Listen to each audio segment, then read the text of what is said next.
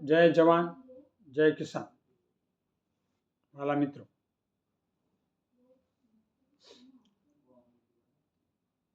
આપણો ભારત દેશ વિશાળ દેશ છે.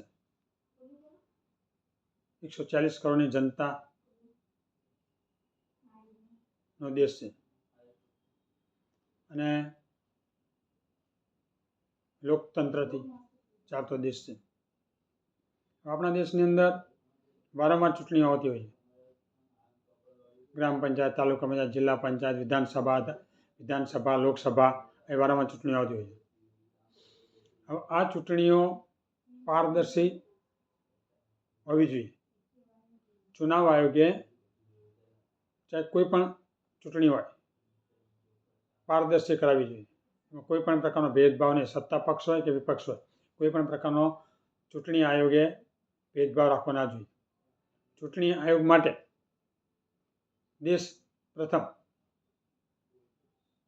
ચૂંટણી આયોગના જે મોટા અધિકારીઓ હોય એના માટે દેશને પ્રથમ સ્થાન આપવું જોઈએ. અને સત્તા પક્ષ કે નહીં વિપક્ષ, કોઈની સાથે દોસ્તી નહીં, કોઈની સાથે ગદ્દારી નહીં. ભેદભાવની નીતિ રાખ્યા વગર ચુનાવ આયોગે નિષ્પક્ષ ચુનાવ કરાવવો જોઈએ. કારણ કે ચુનાવ જનતાને હિતો માટેનો ચુનાવ છે. જનતાની વાચા માટેનો, જનતાની પ્રાથમિક સુવિધાઓ પૂરી પડે એના માટેનો, જનતાના કાર્યો માટેનો ચુનાવ છે. જે જનતા, દેશની જનતા જે વ્યક્તિને કે જે પાર્ટીને વોટ કરે, જો એને એ વોટ ના મળે અને બીજા ઉમેદવારને કે બીજાની પાર્ટીમાં જતો રહે વોટ, તો એ મતદાતા માટે કોઈ મહત્વ નથી. જેને મતદાન કર્યું હોય તે મતદાનનું કોઈ મહત્વ નથી. જે વ્યક્તિને જેને આપવો છે, જે પાર્ટીને કે જે ઉમેદવારને, એને ના મળે અને બીજાની પાર્ટીમાં કે બીજા ઉમેદવારને જતો રહે, તે મતનું કોઈ મહત્વ નથી. એટલે દેશની અંદર દરેક વિપક્ષની પાર્ટીઓ અને દેશની દરેક જનતા ઈવીએમનો વિરોધ કરે છે. ઈવીએમથી કોઈ પણ ચુનાવ થવો ના જોઈએ. બેલેટ પેપરથી ચુનાવ થવો જોઈએ. અમેરિકા જેવા જે વિકસિત દેશો છે ત્યાં પણ બેલેટ પેપરથી ચુનાવ થાય છે. તો વિપક્ષની દરેક પાર્ટીઓ ઈવીએમનો વિરોધ કરે છે. ઈવીએમથી ચુનાવ ના થવો જોઈએ એવી ચૂંટણી આયોગ પાસે માગણી કરે છે. તો ચૂંટણી આયોગ ઈવીએમથી ચુનાવ કરવાનું કેમ પકડી રાખે છે? દેશની વિપક્ષની દરેક પાર્ટીઓ અને દેશની જનતા દરેક ઈવીએમનો વિરોધ કરે છે. અને બેલેટ પેપરથી ઇલેક્શન થાય, ચૂંટણી થાય એવું ચુનાવ આયોગને કહે છે. છતાં પણ ચૂંટણી આયોગ ઈવીએમથી ચુનાવ કરાવે છે. અને બીજેપી તો ઈવીએમનો લાભ લેતી હોય અને કોઈ પણ ઇલેક્ટ્રોનિક આઇટમ હોય તેમાં છેડછાડ થઈ શકતી છે કે થતી હોય, તો દરેક વિપક્ષની પાર્ટીઓ અને દરેક દેશની જનતા વિરોધ કરે છે ઈવીએમનો, તો બીજેપીને ચુનાવ આયોગનો શું વાંધો છે? ઈવીએમને બંધ કરી અને બેલેટ પેપરથી ચૂંટણી કરવામાં બીજેપીને ચુનાવ આયોગનો શું વાંધો છે? બીજેપીને તો કોઈ વાંધો ના હોય. ચુનાવ આયોગ બીજેપીને તો ઈવીએમ બંધ કરે તો એનો વાંધો હોય. ઈવીએમથી ચૂંટણી બંધ કરે તો બીજેપીને વાંધો હોય, કારણ કે એમાંથી જીતવાનું હોય, એમાં કંઈ ફાંદાફૂંદી કરવાની હોય. પણ ચુનાવ આયોગનો શું વાંધો છે? ચુનાવ આયોગનો સત્તા પક્ષ હોય કે વિપક્ષ હોય, એનો તો ભેદભાવ રાખ્યા વગર ચુનાવ કરાવવાનો હોય, નિષ્પક્ષ પારદર્શી ચુનાવ. કારણ કે દેશની 140 કરોડની જનતાને હિતને ધ્યાનમાં લઈને ચુનાવ આયોગે કામ કરવાનું. દેશની સાથે ગદ્દારી ના કરે. ચુનાવ આયોગના જે અધિકારીઓને જે પગાર મળતો હોય ને એ જનતાના ટેક્સના પૈસાનો પગાર મળતો હોય. સત્તા પક્ષના ઘરમાંથી નહીં હાલતો, ચાહે નરેન્દ્ર મોદી હોય કે અમિત શાહ હોય. એટલે ચુનાવ આયોગના અધિકારીઓએ સત્તા પક્ષના ચાહે PM હોય કે ગૃહમંત્રી હોય કે કોઈ પણ મોટા અધિકારી હોય, ત્યાંથી બીજા કોઈ અધિકારી મોટા હોય નહીં. સૌથી મોટા PM ને પછી બીજા ગૃહમંત્રી આવે કે પછી જે આવતા હોય, પણ એમને કોઈ પણ દબાણમાં આવ્યા વગર જ્યારે જે તે રાજ્યોમાં ચુનાવ હોય, ચાહે વિધાનસભાના હોય કે લોકસભાના હોય, PM કે ગૃહમંત્રી એમના કોઈ પણ દબાણમાં આવ્યા વગર, એમની કોઈ પણ જાતની શરમ રાખ્યા વગર નિષ્પક્ષ ચુનાવ કરાવવો જોઈએ, પારદર્શી ચુનાવ કરાવવો જોઈએ. અને જો તમારાથી વિરોધ ના કરી શકતા હોય PMનો અને ગૃહમંત્રીનો, તો રાજીનામું આપી અને ઘરે જતું રહેવું જોઈએ. અમે તમે 70 વર્ષે તો પહોંચ્યા હો છો, તો રિટાયર થઈને ઘરે બેવું સારું, બેઠા બેઠા માળા ગણવી. તો બીજો આવતો ભાવ આવે ને એમાં તમારો ઉદ્ધાર થાય. પણ દેશની જનતાની સાથે ગદ્દારી કરવી નહીં, દેશની સાથે ગદ્દારી કરવી નહીં. ગદ્દારી કરવી એનાથી મોટો કોઈ અપરાધ નથી. એટલે ચુનાવ આયોગના કોઈ પણ અધિકારી હોય, મોટા અધિકારી, એને કોઈ પણ સત્તા પક્ષના ચાહે PM હોય કે ગૃહમંત્રી હોય, એમના કોઈ પણ દબાણમાં આવ્યા વગર, એમની કોઈ પણ જાતની શરમ રાખ્યા વગર જે કાયદેસર અને પારદર્શી થતું હોય એ જ કરવાનું. એમના દબાણમાં આવીને કોઈ પણ કામ કરવાનું નહીં. એ પ્રમાણે કરાવો તો જ ચુનાવ પારદર્શી થાય અને ભેદભાવ વગરનો થાય. અને વિપક્ષની દરેક પાર્ટીઓ કહે છે EVM બદલીને બેલેટ પેપરથી, તો ચુનાવ આયોગનું શું વાંધો? દેશની એક પણ જનતાને શક હોય કે આ EVMમાં ધાંધલી થાય છે, તો ચુનાવ આયોગને EVM બદલી અને બેલેટ પેપરથી ચુનાવ કરવામાં શું વાંધો? આ અને વિપક્ષ પણ EVMનો જોરશોરથી વિરોધ કરી શકતો નથી. વિપક્ષને આટલું થાય છે, આટલી જગ્યાઓએ જ્યાં જે તે રાજ્યોમાં એ જીતી જવા છે, ફૂલ બહુમતી જીતે એવા રાજ્યોમાં એ હારી જાય છે, તો વિપક્ષના આંખો ખુલતી નહીં કે EVMમાં BJP વાળા ગોટાળા કરીને જીતી જાય, ધાંધલી કરીને જીતી જાય. મધ્યપ્રદેશમાં, છત્તીસગઢ, રાજસ્થાન, હરિયાણા અને મહારાષ્ટ્ર, આ બધામાં ઇન્ડિયા ગઠબંધન ગઠબંધનની જીતી હતું. આ બધી જગ્યાએ ફૂલ બહુમતથી જે સર્વે આવતા ચેનલોના એ ઇન્ડિયા ગઠબંધનને આગળ બતાવતા બહુમતી. તો બધી જગ્યાએ BJP જીતી છે. અને ભાઈ અમુક નાના રાજ્યોમાં કોંગ્રેસને જીતાડે, મોટા રાજ્યો બધા BJP આવ્યા ત્યાં જીતી લીધા.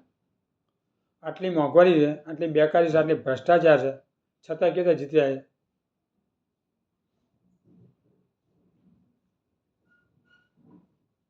જે તે જગ્યાએ તમે ફરો, જે તે રાજ્ય હોય કે જે તે શહેર હોય એમાં તમે ફરો, તો દરેકના મોઢે BJPની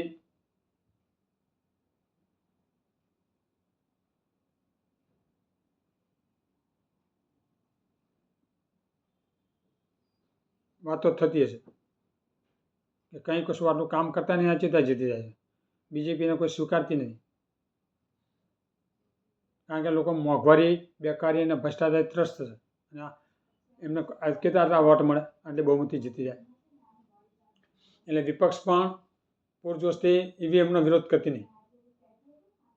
વિપક્ષને આટલો ખ્યાલ નથી આવતો કે જે તે રાજ્યમાં છત્તીસગઢ, હરિયાણા, મધ્યપ્રદેશ, રાજસ્થાન, મહારાષ્ટ્ર, આ બધામાં આપણે જીત્યા હતા ફૂલ બહુમતથી, છતાં પણ BJP જીત્યા છે. આટલી મોંઘવારી, બેકારી, ભ્રષ્ટાચાર હોવા છતાં દેશમાં કિસાનો નારાજ છે, યુવાનો નારાજ છે, કોણ નારાજ નથી દેશની અંદર? બધા નારાજ છે, છતાં બીજેપી જીતી જાય. તો શેનાથી જીતે છે? એનું મૂળ વિપક્ષ શોધતા નથી. તમને ઈવીએમમાં લાગતું હોય વિપક્ષને કે ભાઈ ઈવીએમમાં એ ધાંધલી કરે છે, ઈવીએમનો ગેરઉપયોગ કરે છે, તો પૂરજોશથી એનો વિરોધ કરો અને ઇલેક્શનનો બહિષ્કાર કરો. કોઈ પણ જગ્યાએ ઈવીએમ જ્યાં સુધી ના હટે, બેલેટ પેપરથી ચૂંટણી ના થાય, ઇલેક્શન ના થાય, ત્યાં સુધી કોઈ પણ પાર્ટીએ, વિપક્ષની પાર્ટીએ ચુનાવ લડવો નહીં, ત્યાં નાનો મોટો કોઈ પણ હોય. આ તો વિપક્ષમાં બોણી નથી. આટલા જે જેવા રાજ્યો હોય જ્યાં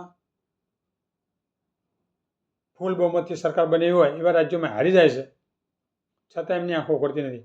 છત્તીસગઢ, હરિયાણા, રાજસ્થાન, મધ્યપ્રદેશ અને મહારાષ્ટ્રમાં ઇન્ડિયા ગઠબંધન ફૂલ બહુમતથી જીત્યું હતું, છતાં ત્યાં બીજેપી ફૂલ બહુમતથી જીતી હતી. તો એ વિપક્ષની આંખો કરતી નથી. એવા એક બે નાના રાજ્યોમાં જીતાડી દે એટલે ખુશ થઈ જાય વિપક્ષ. હવે મહારાષ્ટ્ર આટલું જીતી ગયું બીજેપી, અને ઝારખંડમાં જીતાડ્યું એટલે ખુશ. હવે બીજેપીને વાતો કરવા થાય પાછા કે આ જગ્યાએ તમે જીતો તારે ઈવીએમ સારું, પણ એ વિપક્ષને કંઈ સમજ નહીં પડતી. બધી જગ્યાએ જો જીતી જાય તો એમનો પોલ બહાર પડી જાય, એટલે અમુક જગ્યાએ તમને જીતાડવું જ પડે. શકુની જેવી નીતિથી બીજેપી રાજકારણ ખેલે છે. શકુની મહાભારતના ખેલાડી કે નાના રાજ્યમાં તમને જીતાડી દે, એમને એમ કહેવા થાય જો તમે આ રાજ્યમાં નહીં જીત્યા ત્યારે ઈવીએમ સારું અને અમે જીતીએ તો નહીં સારું. એટલે આવું એમને બોલવા માટેનો એક માર્ગ ખુલ્લો રાખે છે, એટલે તમને જીતાડે. તમને એકે રાજ્યમાં જીતવા નહીં દે. એટલે જેમ બને એમ ઈવીએમથી ઇલેક્શન થાય જ નહીં, એટલે એમ ઈવીએમનો બહિષ્કાર. બેલેટ પેપરથી જ ચૂંટણી થાય તો જ વિપક્ષની પાર્ટીઓ આગળ ચુનાવ લડવા માટે તૈયાર થશે. ચૂંટણીનો બહિષ્કાર કરી દો,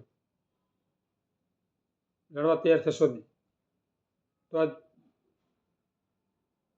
બેલેટ પેપરથી થઈ શકશે. જ્યાં સુધી તમે આ જગ્યાએ જો બીજેપી હોત ને, આજે અત્યારે વિપક્ષમાં કોંગ્રેસને બધા છે, આ જગ્યાએ જો બીજેપી હોત અને કોંગ્રેસ જો અત્યારે જીતતી હોત તો બીજેપી કેટલો વિરોધ કરત, આખો દેશમાં થયેલે.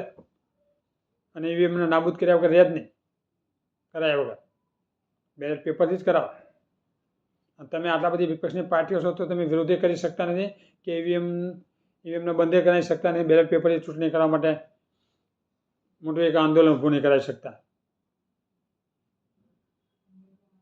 દરેક નાગરિકના મનમાં, દેશના દરેકના નાગરિકના મનમાં ઈવીએમનો વિરોધ થાય એવું આંદોલન ઊભું કરવું જોઈએ. જ્યાં સુધી ઈવીએમ હશે ત્યાં સુધી બીજેપી હારવાની નથી. એ તમને નાના અમુક રાજ્યોમાં તમને જીતાડી દેશે, મોટા મોટા રાજ્યો બધા લઈ જશે, બધા રાજ્યોમાં જીતી જશે. હવે મહારાષ્ટ્રમાં 132 સીટ એમ નાય, શું એમને એવા કામો કર્યા 132 સીટ આવી બીજેપી વાળે? 2014થી 2024 સુધીમાં મોંઘવારી 3 થી 4 ગણી વધી છે. ભ્રષ્ટાચાર જ્યાં જોવો ત્યાં કોઈ પણ જગ્યાએ પૈસા આપ્યા કામ થતું નથી. બેકારી એટલે જેટલી જગ્યાઓ, સરકારી જગ્યાઓ કેટલી ખાલી પડી છે. મોદી આ 10 વર્ષના શાસનમાં કઈ સરકાર જગ્યાઓ પડી? 2 કરોડનો વાયદો કરતા હતા,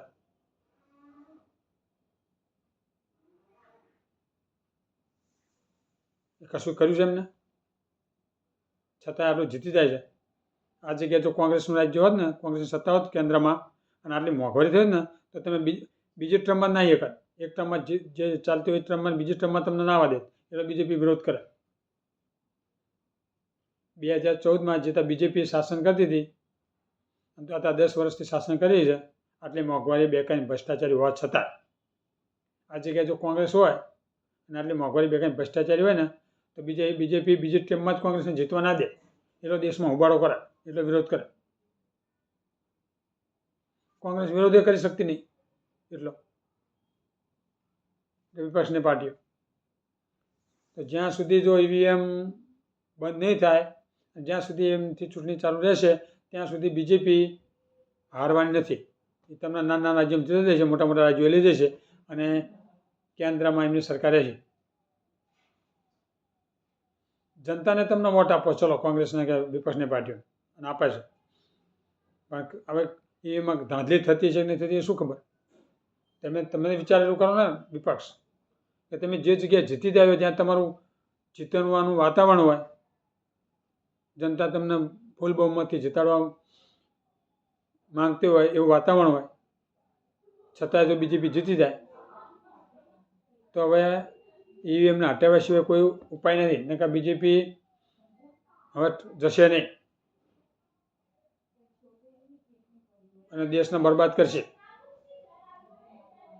205 લાખ કરોડનું દેવું જે પહોંચાડ્યું છે એ પછી આવા જીડીપી જે હોય બધું પૂરું કરી દેશે, જીડીપી બધું પહોંચાડી દેશે. નહીં મોંઘવારી ઘટાડે, નહીં બેકારી ઘટાડે, નહીં ભ્રષ્ટાચાર વધે, જનતા મરી જશે આમને.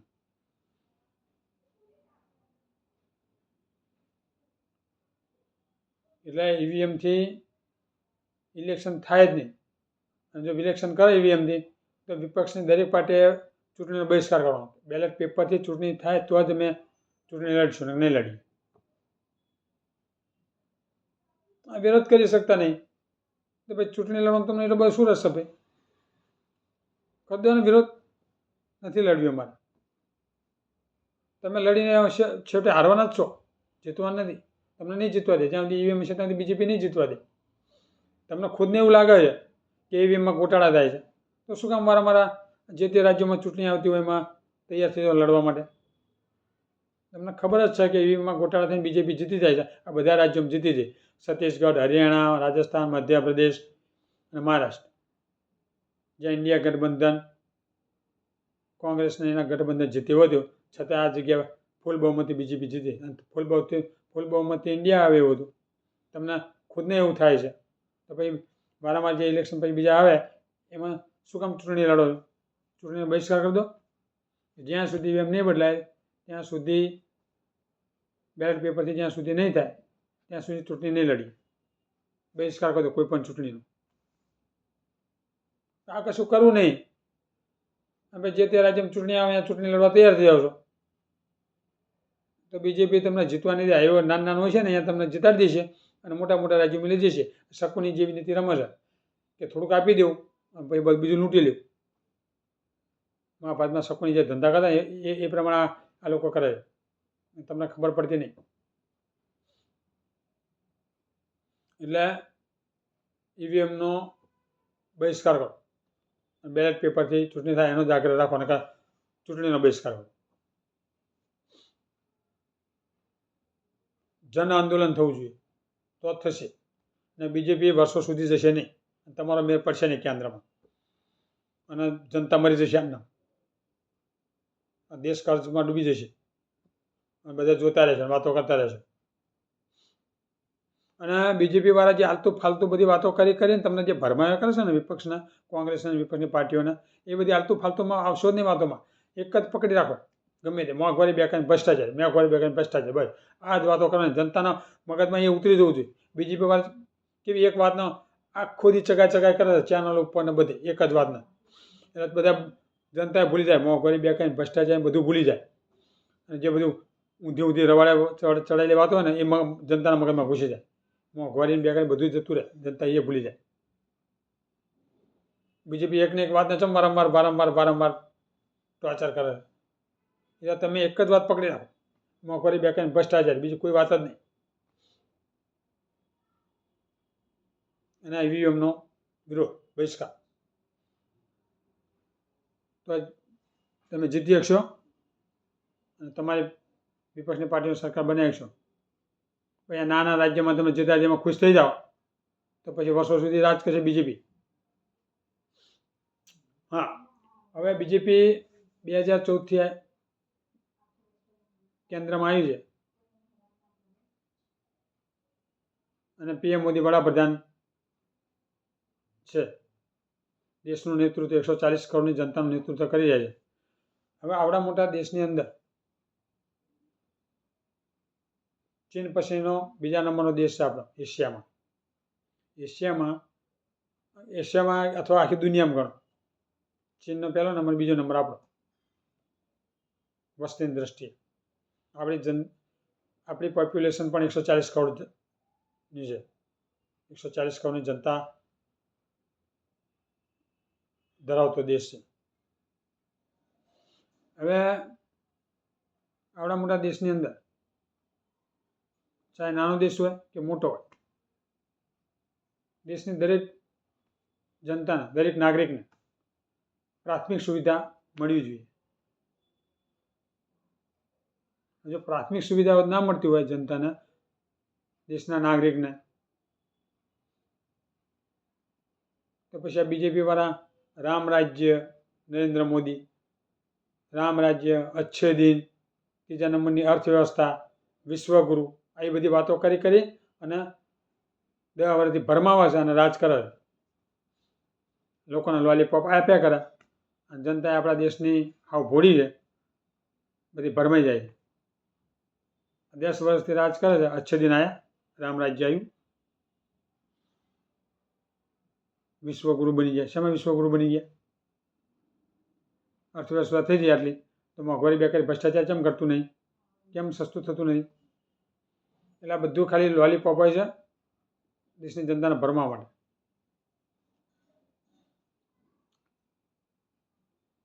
હવે દેશની જનતાને હવા, પાણી અને ખોરાક, હવા, પાણી અને ખોરાક, આ જીવન જરૂરિયાતની 3 મેઇન વસ્તુઓ છે. મનુષ્યને જીવવા માટે, માનવીના જીવન માટે આ 3 વસ્તુ મહત્વની છે: હવા, પાણી અને ખોરાક. આ જ વસ્તુ જો સ્વચ્છ ના મળતી હોય, ચોખ્ખી ના મળતી હોય, તો પછી આ બધા જે વાયદાઓ કરે છે અને સત્તા ભોગવી રહ્યા છે, અચ્છે દિન, રામ રાજ્ય, ત્રીજા નંબરની અર્થવ્યવસ્થા થવાની છે, વિશ્વગુરુ મોદી છે, પણ આ હવા, પાણી અને ખોરાક આ જો શુદ્ધ ના આપી શકતા હોય નાગરિકોને એમના જીવન જીવવા માટે પ્રાથમિક સુવિધા, મેઇન જરૂરિયાત છે માનવીની. હવે એ જ મળતી નથી હવા સ્વચ્છ મળતી, નથી પાણી સ્વચ્છ મળતું, કે નથી ખોરાક સ્વચ્છ મળતો, ચોખ્ખો મળતો. હવાની અંદર જો દેશના કોઈ પણ રાજ્ય જુઓ, અથવા તો હવે નાના જે તાલુકો, જિલ્લાઓ, રાજ્યો જે હોય, બધી જ જગ્યાએ એટલું પ્રદૂષણ છે કે લોકોને શ્વાસ લેવો કેવી રીતે એ પણ વિચારવું પડે એવું છે. શ્વાસ લેવો કે ના લેવો, બંધ કરી દેવું, ના, શ્વાસ તો લેવો જ પડે. નાક બંધ કરે ચાલે નહીં, શ્વાસ ના લે માણસ જીવે નહીં, શ્વાસ તો લેવો પડે. શ્વાસ લે એટલે બધું પોલ્યુશન બધું શરીરમાં જવું, પછી ગળા પકડાય, ખિસખિસ થાય, નાકમાં પાણી, એમાં આંખો ભરે, આવી બધી તકલીફો જનતાને ભોગવવાની. ને હવા શુદ્ધ જ્યાં જુઓ, જે તે રાજ્ય જુઓ, તાલુકા, જિલ્લા, કોઈ પણ રાજ્ય જુઓ, નાના મોટા બધી જ જગ્યાએ એટલું હવાનું પ્રદૂષણ થઈ ગયું છે. જ્યાં જો એને કંઈ ફેક્ટરીઓ, જ્યાં જો અહીંયા ધુમાડા કાઢતા સાધનો, જ્યાં જો અહીંયા બધા બાંધકામ થતા હોય, એને બધી રચકણો ઉઠતી હોય. એટલે ચાલે શહેર હોય કે નાના મોટા તાલુકા, જિલ્લા હોય, બધી જ જગ્યાએ પોલ્યુશન. માણસ શ્વાસે ના લઈ શકાય એટલું પોલ્યુશન હોય. નથી હવા ચોખ્ખી મળતી, નથી પાણી ચોખ્ખું મળતું. દેશની અંદર અડધાથી ઉપર લોકો એક્વાગાર્ડથી પાણી પીતા છે, નથી શુદ્ધ પાણી આપી શકતા. અને જ્યાં કદાચ આપતા હોય તો એમાં ક્ષારવાળું પાણી આવતું.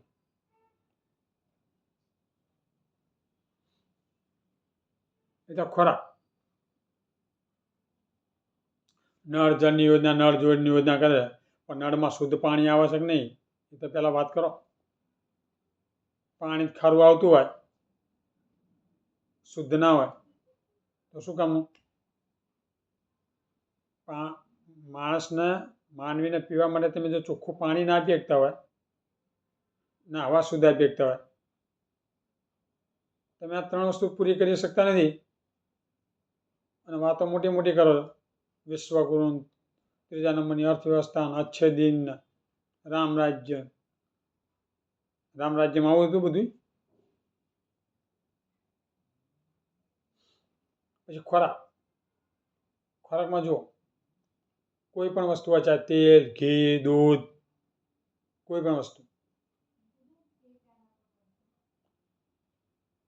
મરચું, હળદર, આવી બધી જે વસ્તુમાં જ્યાં ભેળસેળ થાય બધી વસ્તુમાં ભેળસેળ. બધી વસ્તુમાં કોઈ પણ વસ્તુ ગમે તે મોંઘેલી હોય ને તો એ નક્કી નહીં કે શુદ્ધ આવશે. ચોખ્ખું ઘી માટે તમે 700 રૂપિયા ખર્ચો તો એનું નક્કી નહીં કે શુદ્ધ આવશે. તેલ પણ હોય કે ગમે તે હોય, ગમે તેટલા પૈસા ખર્ચો તમે સારું ચોખ્ખું લેવા માટે, એની કોઈ ગેરંટી નહીં. એ બધામાં ભેળસેળ હોય. ભેળસેળિયા પકડાય છે અને થોડી ઘણી સજા કરી અને છૂટી જાય.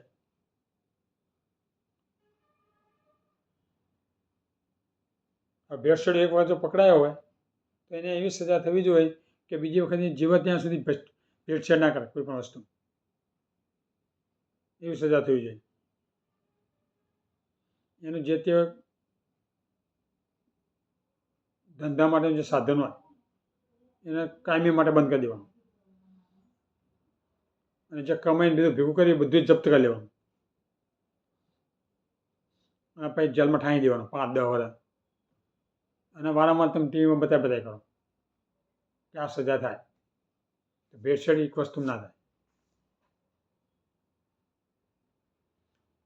કાયદા તો બનાવે છે, ભેળસેળિયાને પકડી અને પછી એનો અમલ કરવો પડે તો જ ભેળસેળ થતી બંધ થાય. વિદેશોમાં જુઓ તો ભેળસેળ કદાચ 100 વખત વિચારે ને ભેળસેળ કરી જ ના આગળ. ભેળસેળ કરતા આખી જિંદગી જેલમાં રહે.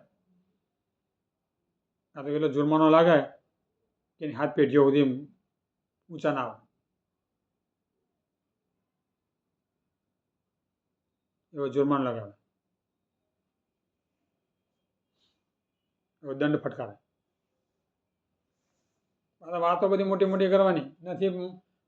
તમે જનતાને, નાગરિકને પ્રાથમિક સુવિધાઓ, આટલી પ્રાથમિક, બીજી તો કશું તમે નથી સારું શિક્ષણ આપી શકતા, નથી સારી સ્વાસ્થ્યની સુવિધા, ને સારી સ્કૂલો, ને સારી હોસ્પિટલો, નહીં સારા રોડ રસ્તા,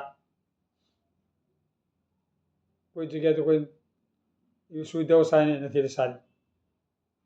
એ તો તમે કશું આપી શકતા નથી સારું. તો આ 3 વસ્તુ તો જે છે આપો માનવીને જીવવા માટેની, હવા, પાણી અને ખોરાક. આ સારું હશે તો માનવી જીવી શકશે ને. એટલે કશું કરવું નથી અને વાતો મોટી મોટી કરે.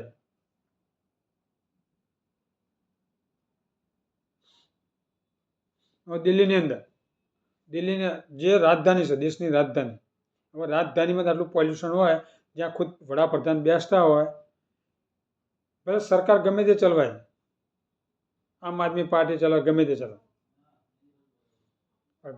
મોટા મોટા નેતાઓ, રાષ્ટ્રપતિના બધા બેસે છે ક્યાં? દિલ્હીમાં. દિલ્હીમાં આટલું પોલ્યુશન હોય તો બીજા રાજ્યમાં શું આશા રાખવાની કે ત્યાં સારું વાતાવરણ હોય? દિલ્હીમાં વડાપ્રધાન, રાષ્ટ્રપતિ આટલા પોલ્યુશનની અંદર રહેતા હોય તો એ બીજા રાજ્યનો શું ઉદ્ધાર કરવાના? બીજા રાજ્યોમાં તો પછી દિલ્હી કરતાં હાલત ખરાબ હોય. જ્યાં તે જો જ્યાં ત્યાં જો બધા કોઈ પણ રાજ્યમાં જો બધું એટલું પોલ્યુશન છે ને, લોકોની જિંદગી જીવી મુશ્કેલ થઈ જાય. બધા રાજ્યો કોઈ પણ જો એટલું પોલ્યુશન છે. હવે દિલ્હીમાં પોલ્યુશન એ દિલ્હીની સરકાર ઉપર વારંવાર ઢોળે છે બીજેપીની સરકાર, કે આમ આદમી પાર્ટીવાળા પોલ્યુશન માટે કશું કરતા નથી. પોલ્યુશન એ લોકો વધારે આવે છે, એના પર કંઈ કામ કરતા નથી. એ કામ કરતા નથી તમે લોકસભામાં જીત્યા છો ને, તમે છ સાંસદો મળ્યા ને તમને, દિલ્હીની જનતાએ તમને સાંસદો બનાવ્યા છે ને લોકસભામાં. તમે તેમ કશું કામ કરતા નહીં. દિલ્હી સરકારની એકની જવાબદારી છે, કેન્દ્રની કોઈ જવાબદારી નથી. તમે કેમ કોઈ નિર્ણય લેતા નથી? તમે હેરાન કરો છો ઉલટાને. આમ આદમી પાર્ટીની જે સરકાર દિલ્હીમાં ચાલે છે એને તમે કામ કરતા નથી અને કરવા દેતા નથી. તમે હેરાન કરો છો. પણ એ આમ આદમી પાર્ટી હેરાન નથી થતી. એમના નેતાઓને કોઈ તકલીફ નહીં પડે. તકલીફ પડશે બધી જનતાને પડશે. અને એમ જનતાને તકલીફ પડશે તમે એમ સમજો કે જનતા આવે તો તકલીફ ભોગવશે એટલે અમને વોટ આપશે અમે બીજેપીને અને અમે જીતી જઈશું. તો આ રીતે સત્તા ભોગવાય નહીં. આવી સત્તાની લાલસા ના રખાય. તમે સારા કામ કરો ને, રાજ્ય સરકાર ના કરી શકતી તો તમે કરીને બતાવજો. ભાઈ અમે આ પોલ્યુશન રોક્યું, તમે કરીને બતાવો. દિલ્હી સરકારની, કેન્દ્ર સરકાર કરી બતાવે કે જો હા એક પણ પોલ્યુશન દેખાય છે, આમ AQI 0 આવી જવું છું. ખુદ બીજેપી વાળા દિલ્હીની સરકારને હેરાન કરે છે. હવે હરિયાણા, ઉત્તર પ્રદેશ, દિલ્હીની આજુબાજુમાં જે રાજ્યો છે ત્યાંથી બધું પોલ્યુશન આવે વધારે. પરાળી બાર અને આ બધું જે હોય બધું પોલ્યુશન બાજુ વધારે આવે. તો એ બંધ અહીંયાથી કોની સરકાર હોય છે? હરિયાણા, ઉત્તર પ્રદેશના બધા દિલ્હીની આજુબાજુમાં જે રાજ્યો છે ત્યાં બીજેપીની સરકાર હોય. તમે પહેલાં અહીંયા બધું બંધ કરાવી દો. ચલો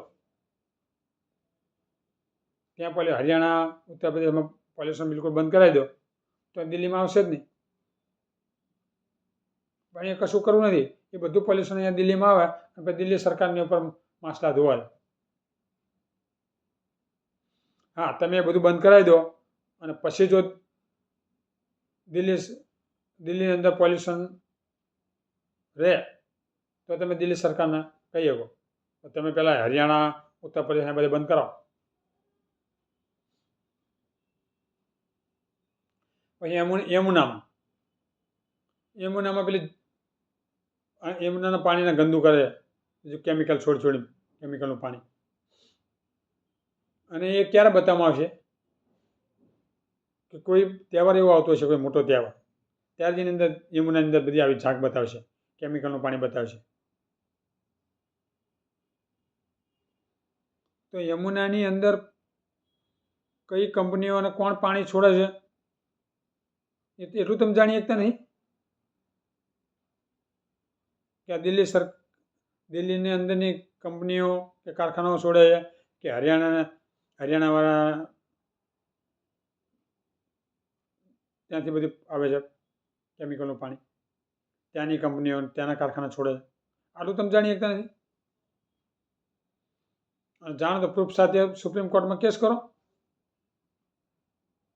કે આ લોકો આવ્યા હરિયાણાથી આ બધું કેમિકલનું પાણી આવે. અને બીજેપીની તો શીખબર કઈ જાતની મેન્ટાલિટી છે. આમાં કોઈ બીજું જે તે સરકાર છે ને એ કોઈ પાર્ટીને કંઈ એમનું કોઈ બગડવા નથી. એ કોઈ હેરાન થવા નથી. પબ્લિક જ હેરાન થશે. અને પબ્લિકને હેરાન કરીને તમારે સત્તામાં આવવું હોય તેનાથી બીજું કોઈ મોટું પાપ નથી. તમે કામ કરીને આવો ને, કેન્દ્રમાં એમાં કામ કરો.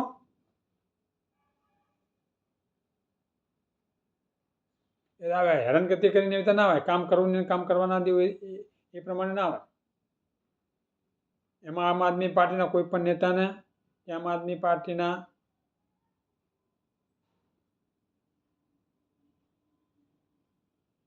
સત્તાધીશો અથવા એમના કર્મચારીઓ એમને કોઈ વાંધો આવવાનો નથી. એ તો બધી સગવડો ભોગવવાના જ છે. પણ જનતાને હેરાનગતિ થશે બધી. એટલે આવો મનની અંદર બીજેપી વાળા ભેદભાવ રાખવો ના જોઈએ. અને દિલ્હીને જીતવા માટે આવા કુકર્મો કરીને જીતાય નહીં. એમાં દિલ્હીની સરકાર, દિલ્હીના જે નેતાઓ કે જે કર્મચારીઓ, એમને કોઈ વાંધો નહીં આવે. જે બધી નાની નાની ગરીબ અને મધ્યમ વર્ગ, જે નાના નાગરિકો છે, એમને જ વેઠવાનો હશે. પોલ્યુશનનો ભોગે એ બનશે, ગંદુ પાણી આવે એનો ભોગે એ જ બનશે. તમે તો બધા એક્વાગાર્ડ ના બધું વાપરીને કરશો પાણી. ગરીબનો મધ્યમ વર્ગ શું કરશે? એને એ પાણી પીવું પડશે. એટલે બીજેપીની જે નીતિ છે ને એ ખતરનાક છે. તમે દિલ્હી સરકારની, આમ આદમી પાર્ટીને તમે ગમે તેમ હેરાન કરી તમે દિલ્હીને જીતવા માંગતા હોય તો એમ ના જીતાય. એમાં નેતાઓનું એમાં કશું જવા નથી. પોલ્યુશન આટલું બધું કરીને તમે એમ માંગતા કે જનતા અકળાઈ જાય, જનતા કંટાળી જાય અને આમ આદમી પાર્ટીને વોટ ના આપે અને અમને વોટ આપે, તે ધારણા તમારી ખોટી છે. અને કદાચ ચલો જનતા કંટાળીને તમને વોટ આપે તો આ રીતે જીતાય નહીં. પબ્લિકને હેરાન કરીને ના જીતાય, પબ્લિકનું દિલ જીતીને જીતાય. પબ્લિકને હેરાન કરીને દિલ્હી ના જીતાય, પબ્લિકનું દિલ જીતીને દિલ્હી જીતાય. એટલે હરિયાણામાં, ઉત્તર પ્રદેશમાં અને જે દિલ્હીની આજુબાજુમાં હોય ને એ પહેલાં તમે બિલકુલ પોલ્યુશન બંધ કરાવી દો. દિલ્હીમાં બિલકુલ આવે જ નહીં. અને પછી જો દિલ્હીમાં થાય પોલ્યુશન તો તમે દિલ્હી સરકારને કહી શકો, સુપ્રીમ કોર્ટને કહી શકો તમે.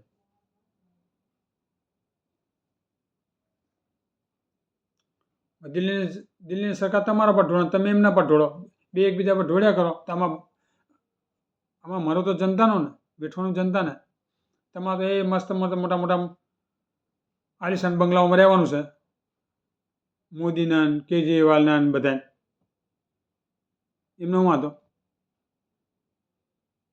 એમને તો શુદ્ધ હવા જ મળવાની છે. કારણ કે એમને તો બધું બે સાધનો હોય ને, કોઈ દૂષિત હવા એમના બંગલાની અંદર આવી નાખે, એમાં એર કન્ડિશનર કહેવાય. એટલે એમને તો કોઈ તકલીફ, બહાર ગમે એટલું ભલે પોલ્યુશન હોય, એમના બંગલાની અંદર તો આવવા જ નહીં. એટલે એમને કોઈ ખબર પડે જ નહીં કે બહાર શું છે. એટલે આવી નીતિ રાખ્યા વગર, દેશની જનતાને હેરાન કર્યા વગર રાજ્ય સરકાર અને કેન્દ્ર સરકાર બંને કામ કરી અને દિલ્હીને સ્વચ્છ બનાવો. દિલ્હીને નહીં, આખા દેશને બનાવો. પ્રદૂષણ સાજ્ય હોવું જ ના જોઈએ. આટલું પ્રદૂષણ, લોકોને શ્વાસ લેવાની તકલીફ પડે છે, શ્વાસે લેતા નહીં. બધા રાજ્યોમાં એ હાલત છે, ખાલી દિલ્હી નહીં, બધામાં. ચાહે ગુજરાતમાં તો અમદાવાદ ને સુરત, દિલ્હીની હરોળમાં જ છે. એટલે દેશની જનતાને હિતને ધ્યાનમાં લઈને કામ કરો. અને હા, ચુનાવ આયોગના જે તે મોટા અધિકારી હોય ને, તમે આટલા હોદ્દા સુધી પહોંચ્યા હોય, તમે કંઈક સારા કર્મો કર્યા હોય અને જનતાની સેવા કરવા માટેનો તમને લાભ મળ્યો હોય તો એ હોદ્દાનો સદુપયોગ કરો. અને દેશની સાથે ગદ્દારી કર્યા વિના, ચાહે સત્તા પક્ષ હોય કે વિપક્ષ હોય, એકદમ પારદર્શી ચુનાવ કરાવવો જોઈએ. અને ચુનાવ આયોગનો શું વાંધો છે? વિપક્ષની દરેક પાર્ટીઓ કહે છે કે ભાઈ ઈવીએમ હટાવો અને બેલેટ પેપરથી ચુનાવ કરાવો. તો ચુનાવ આયોગનો શું વાંધો છે? ચુનાવ આયોગનો શું તકલીફ છે? કાઉન્ટિંગ કરવામાં ચલો કદાચ મોડું થાય, નથી તમે પેલાની સાથે પરચી મેળવતા,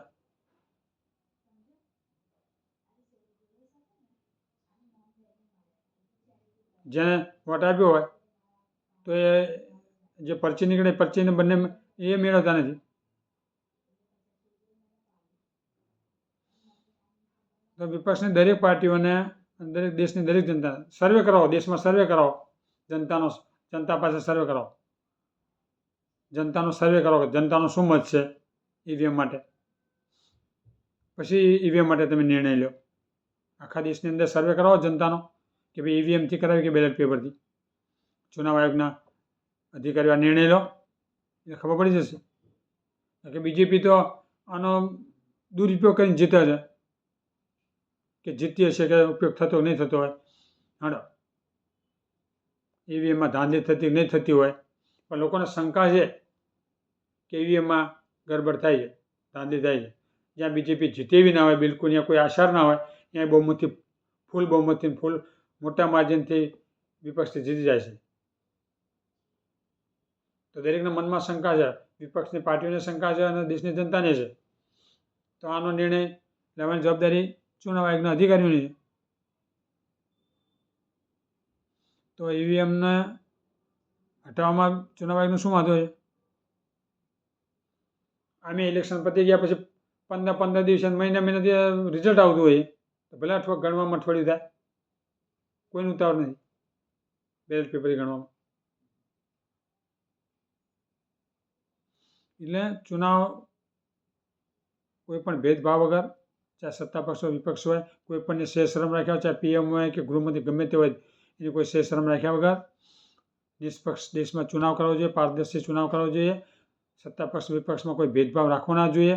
અને દેશની સાથે ચુનાવના આયોગે કોઈ પણ પ્રકારની ગદ્દારી કર્યા વગર ચુનાવ કરાવવો જોઈએ દેશમાં. અને ના થઈ શકતું હોય તમારાથી, દબાણ મારીને જો કામ કરવું પડતું હોય એવું હોય તો રાજીનામું આપીને ઘરે બેસવું સારું. પણ દેશની જનતા અને દેશની સાથે ગદ્દારી કરવી જોઈએ નહીં. કારણ કે તમને જે મોકો મળ્યો હોય ને એ 140 કરોડની જનતાની જે દુઆ હોય એનાથી તમને ચુનાવ આયોગના અધિકાર તરીકેનો હોદ્દો મળ્યો હોય. એટલે તમારા પર દેશની સંચાલનનો આધાર છે.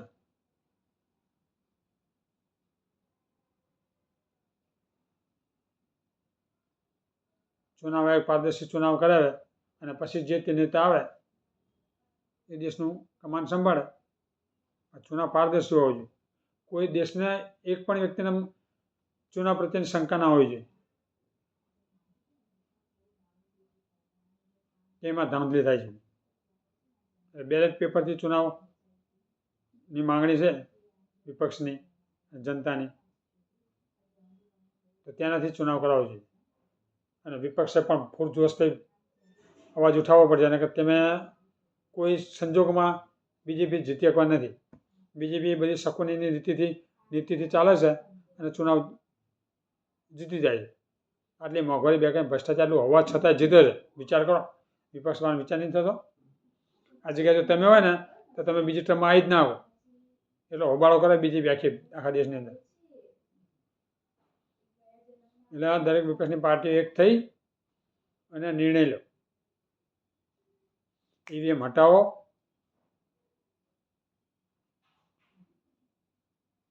અને બેલેટ પેપરથી ચુનાવ કરો.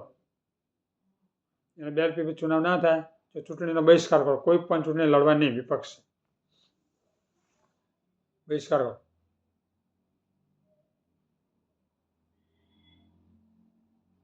ચલો, જય હિન્દ.